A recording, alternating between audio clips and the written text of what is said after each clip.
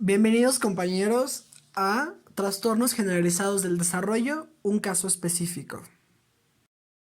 Los integrantes del equipo son Karime Grapín, Jennifer Ruiz, Isabela Quirós, Emilia Juárez y un servidor, Jesús González. El contenido que les vamos a presentar hoy se divide en 6 partes esenciales: la descripción del caso, un diagnóstico diferencial, la etiología, una evaluación psicológica y un tratamiento psicológico. Descripción del caso. El paciente es un varón de 19 años de edad. Fue adoptado en su primer año de edad. Es procedente de Rumania. Cuando el paciente llegó a España, se vieron los primeros síntomas de aislamiento social. Empezó con palabras sueltas a los 3 años de edad. Se evidenciaron problemas importantes en la psicomotricidad fina.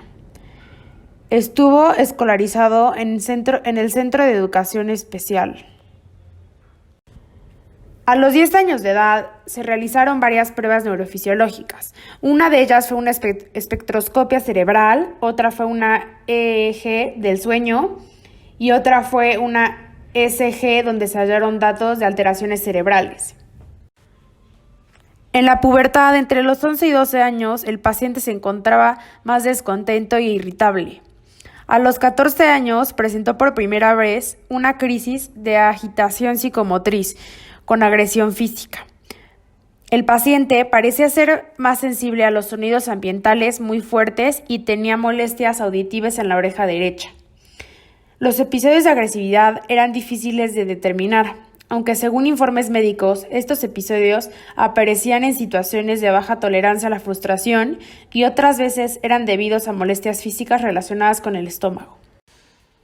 A los 14 años de edad se le realizó al paciente una RMN cerebral hallándose focos de clasificación en ambos globos pálidos y quiste de retención en el seno maxilar derecho.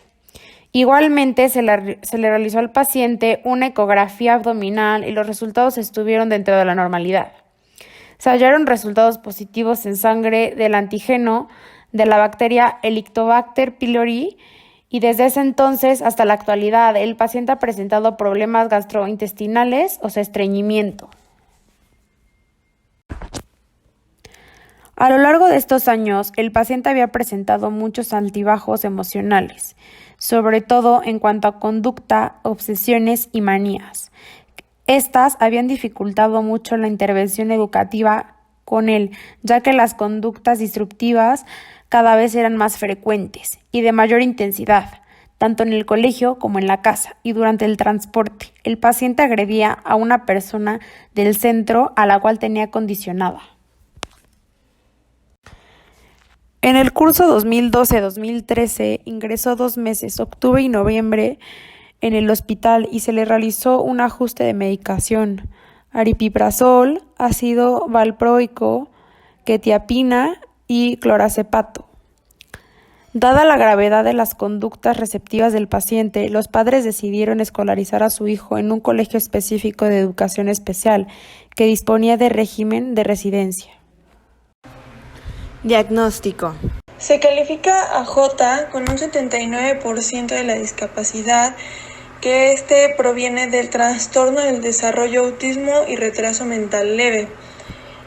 Analizando las evaluaciones que se realizaron en el contexto del colegio y la residencia, nos pudimos dar cuenta que sugería un nivel de autismo severo que se veía en el colegio de un 51 y en la residencia de un 56. Tomamos en cuenta algunos criterios provenientes del CIE-10, en lo que llegamos a la conclusión que el diagnóstico proveniente de J es el autismo atípico. J cumple con la mayoría de los criterios del autismo, excepto 2 criterios muy importantes, que uno es la edad en la que aparecen las anomalías y la segunda, que es la detección del retraso mental leve. También el autismo atípico lo podemos conocer como retraso mental con rasgos autísticos. En este criterio tenemos una subcategoría, que este se debe de utilizar cuando el desarrollo anormal es alterado o se presenta después de los 3 años. Es decir, no hay alteraciones demostrables en alguna de las áreas psicopatológicas, que estas son requeridas en el diagnóstico del autismo. Diagnóstico diferencial. Dentro de los posibles diagnósticos se encuentra el autismo infantil, el cual es un trastorno generalizado del desarrollo que se define por la presencia de un desarrollo alterado o anormal que se manifiesta desde los 3 años de edad, y también por ser un tipo de funcionamiento anormal en las 3 áreas de la psicopatología, que son interacción social, comunicación y comportamiento restringido, repetitivo y estereotipado. También son comunes los problemas no específicos, como fobias, alteraciones del sueño y de la alimentación, rabietas y autoagresiones. Otro posible diagnóstico es el autismo atípico.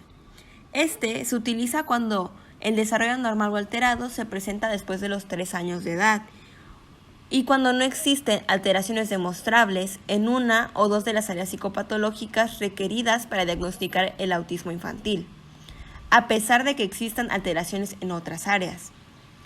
Este suele desarrollarse con mayor frecuencia en individuos con un retraso profundo y en individuos con trastornos específicos del desarrollo de la comprensión del lenguaje graves. Retomando las características del caso, nos podemos percatar que J era un joven de 19 años de edad con retraso mental moderado.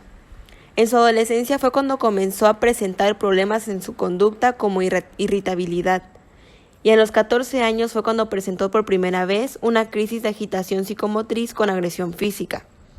Altibajos emocionales, sobre todo en conducta, que contenían obsesiones y manías, que habían dificultado la intervención educativa a la que le estaban aplicando, ya que las conductas disruptivas cada vez eran más frecuentes y de mayor intensidad.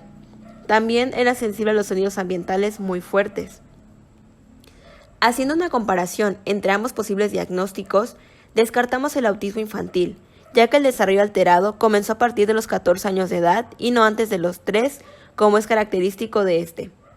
Por otra parte, se eligió el autismo atípico, ya que no solo cumple con el criterio de la edad, también cumple con la característica de que el paciente tiene retraso mental.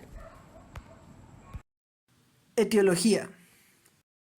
En este caso, se nos presentan 3 posibles etiologías que pudieron dar paso al desarrollo del autismo y del retraso mental leve de J. El primero es una disfunción en el sistema nervioso autónomo, la cual produce las conductas repetitivas, la rigidez cognitiva, la adaptación a los cambios y las dificultades de comunicación, así como la ansiedad. En segundo lugar, se nos exponen una posible etiología debido a problemas en el eje intestino-cerebro. Recordemos que en la descripción del caso se nos informa que J tiene estreñimiento y que durante su desarrollo presentó muchas molestias estomacales.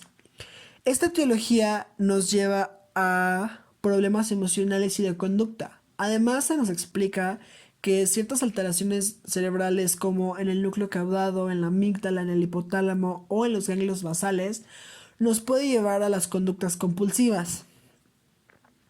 En tercer lugar, tenemos como posible etiología un problema hormonal, específicamente a nivel de cortisol. Es decir, altos niveles de cortisol llevan a los niños, o por lo menos a J en este caso específico, a tener las conductas estereotipadas. Evaluación psicológica. Las áreas a evaluar en este caso son 3: la conducta agresiva, las conductas repetitivas y las conductas adaptativas. En primer lugar, la conducta agresiva va a ser evaluada a través del registro de conducta agresiva y anticipatoria, el cual es un instrumento elaborado ad hoc para indicar la incidencia de conductas heteroagresivas y anticiparlas justamente cuando el niño va a ir a casa y ya no está en la terapia.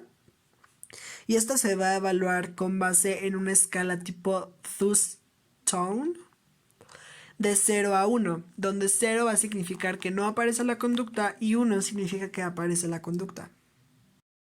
Por el otro lado, las conductas repetitivas van a ser evaluadas a través del registro de conductas repetitivas, el cual está basado en el Repetitive Behavior Skill Revised, el cual evalúa básicamente las conductas repetitivas mediante 43 ítems a través de 6 dimensiones distintas de comportamiento repetitivo, en los cuales incluimos conductas estereotipadas, autolesivas, compulsivas, ritualísticas y restricciones.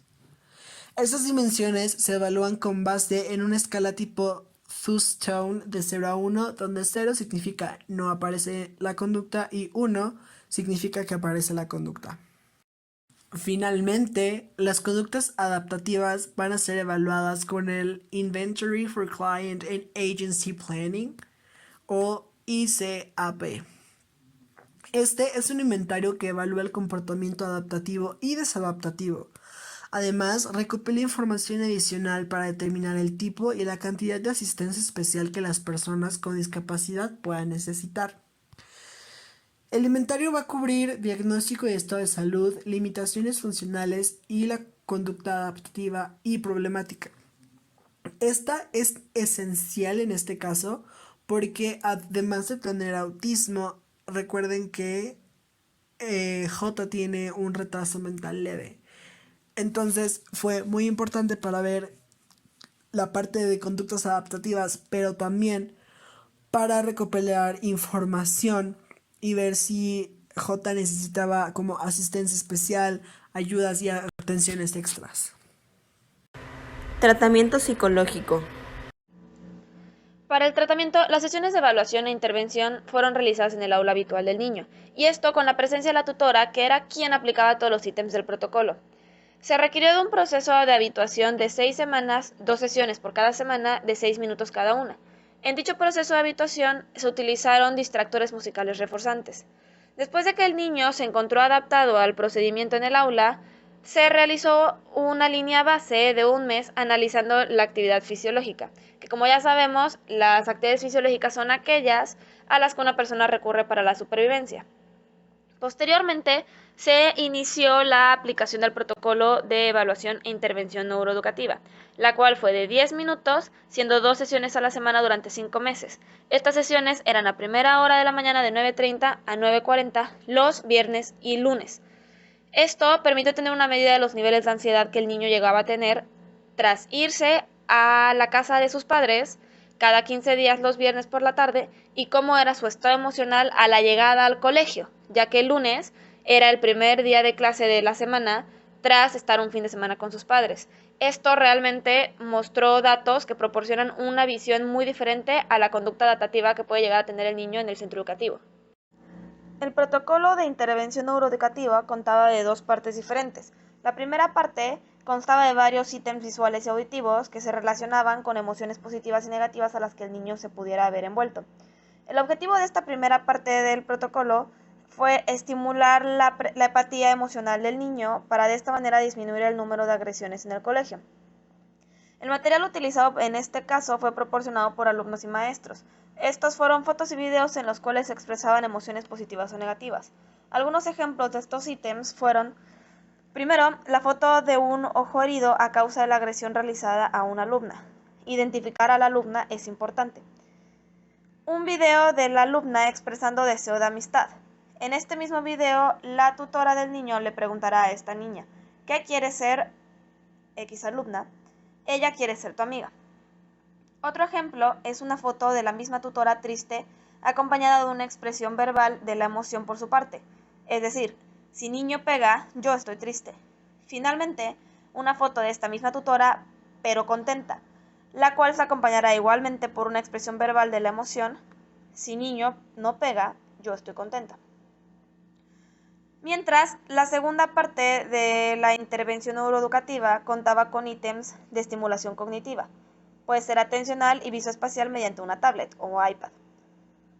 En la última fase se realiza al niño una exposición en vivo a la alumna que tiene condicionada y a la cual agrede con frecuencia. En este caso podría ser a la niña la que estuvo golpeando en el ojo.